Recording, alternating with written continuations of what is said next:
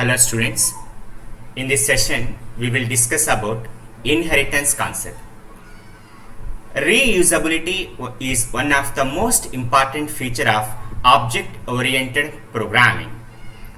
So here, reusability feature is achieved with the help of inheritance concept. Now, what is meant by inheritance?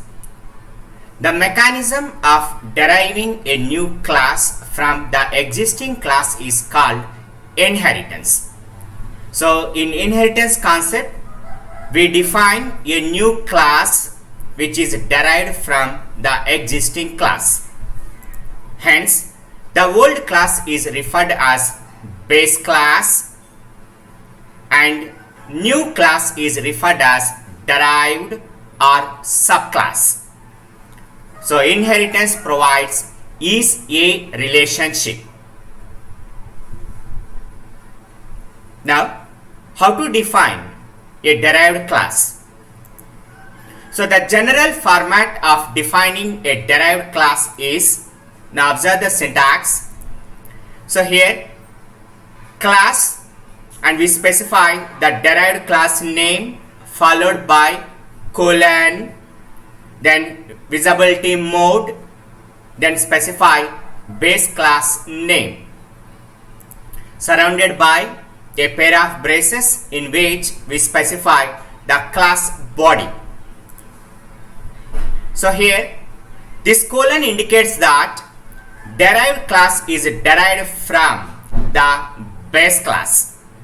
Here the visibility mode is either private, public or protected. Now, when we observe these points, here the visibility mode can be private, protected or public. So, if you are not specifying any visibility mode, by default it is private. Now, whenever the visibility mode is private, now the public members of the base class becomes private members of derived class. Therefore, public members of the base class can only be accessed by the member functions of derived class. Suppose if the visibility mode is public, then public members of base class becomes public members for derived class. Hence, it can be accessed by the objects of the derived class. So listen students, here when we define a derived class, it inherits the properties of its base class. Okay? Now, what are the different types of inheritances? So in C++ language, inheritance can be classified into 5 types, like single inheritance, multi-level inheritance, multiple inheritance, hierarchical inheritance, and hybrid inheritance. Here first one, single inheritance. So in single inheritance, its derived class is derived from only one base class. So here the derived class is treated as subclass. So subclass is derived only from one base class is known as single inheritance. So observe this format. So when we observe this example, here B is derived from A. Hence B is a subclass and A is a base class. So this type of representation is known as single inheritance. Second one, multi-level inheritance. So the process of deriving a subclass from an intermediate base class.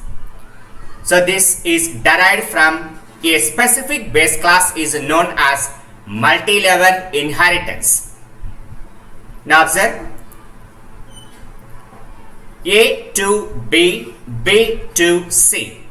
Here C is a subclass which is derived from an intermediate base class B, which is derived from the base class A. Such a representation is known as multi-level inheritance. Third one, multiple inheritance. Here, the process of deriving a subclass from more than one base class is known as multiple inheritance. Here observe this format. C is a subclass which is derived from more than one base class A and B. Such a representation is known as multiple inheritance. Fourth one, hierarchical inheritance. Hierarchical inheritance refers to it forms a hierarchical structure to form classes. So it forms a hierarchical structure. Now observe here, a subclass can be constructed by inheriting the properties of base class. So for the next level, the subclass becomes base class. In such a way, we go for number of lower levels. Such a representation is known as hierarchical inheritance. Let's example. Student is a base class. From this, we derived three subclasses like arts, engineering, and medical.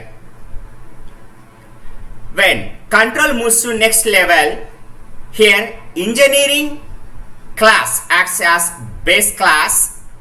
With the help of this base class, now it is possible to define three subclasses like CSE AI, which is derived from engineering class, CSE IoT derived from engineering class, CSE derived from engineering class.